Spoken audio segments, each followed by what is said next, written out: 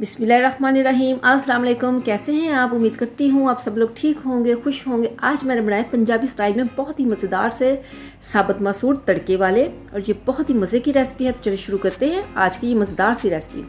बिस्मिल्लाहिर्रहमानिर्रहीम। सबसे पहले प्रेशर में हम डालेंगे मसूर। मेरे पास है 200 ग्राम मसूर, जिसको मैंने 15 मिनट पहले भिगो लिया था, वो मैंने इसमें ऐड कर दिए। इसके साथ ही इसमें शामिल करूँगी यहाँ पे 1 अदद प्याज बड़ी साइज़ की। आप चाहें तो इसका पेस्ट भी बना सकते हैं। वो मैंने इसमें ऐड कर दिया प्याज, और इसके साथ इसमें शामिल करूँगी यहाँ पे 1 अदद बड़े साइज़ का टमाटर और 3 से 4 सब्ज़ मिर्च बारीक कटी हुई, और साथ ही जाएंगे इसमें पाउडर मसाले।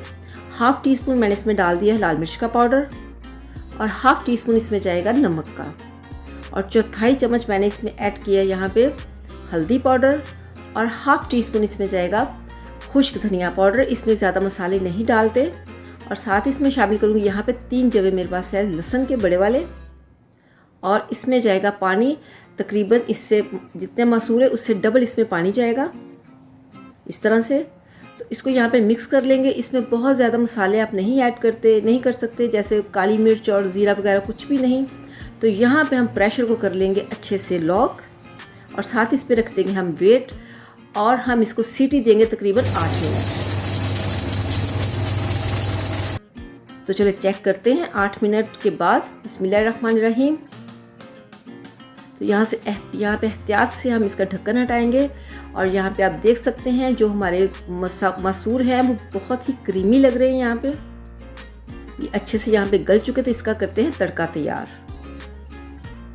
तो पैन में डालूंगी यहाँ पे मैं हाफ़ कप कुकिंग ऑयल, और इसके गर्म होने के बाद इसमें शामिल करूँगी यहाँ पे मैं लहसुन, जिसको मैंने बहुत ही बारीक और गोल गोल काट लिया है। आप चाहे तो लंबाई में भी काट सकते हैं, लेकिन मुझे ये इसी तरह से अच्छे लगते हैं।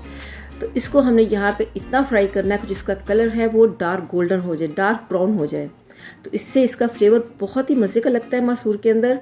तो साथ ही इसमें शामिल करूँगी यहाँ पे सब्ज़ मिर्च तकरीबन 3 से 4। तो ये जितना इसका कलर अच्छा डार्क होगा, ये मसूर उतने ही मज़े के लगेंगे। तो डालते ही इसको मसूर के अंदर। बिस्मिल्लाहिर्रहमानिर्रहीम। यहाँ पे आप देख सकते हैं जो हमारे मसूर है वो बहुत ही मज़े के लग रहे हैं। आप इसको खाएं वाइट राइस के साथ, आप इसको ले चपाती के साथ, आप ले इसको पराठे के साथ, ये आपको बहुत ही मज़ा देने वाले हैं। तो ये है इसकी फ़ाइनल लुक। अगर आपको मेरी ये रेसिपी पसंद आए तो मेरे चैनल को सब्सक्राइब कीजिएगा, वीडियो को लाइक कीजिएगा, दुआओं में याद रखिएगा। अल्लाह हाफिज़।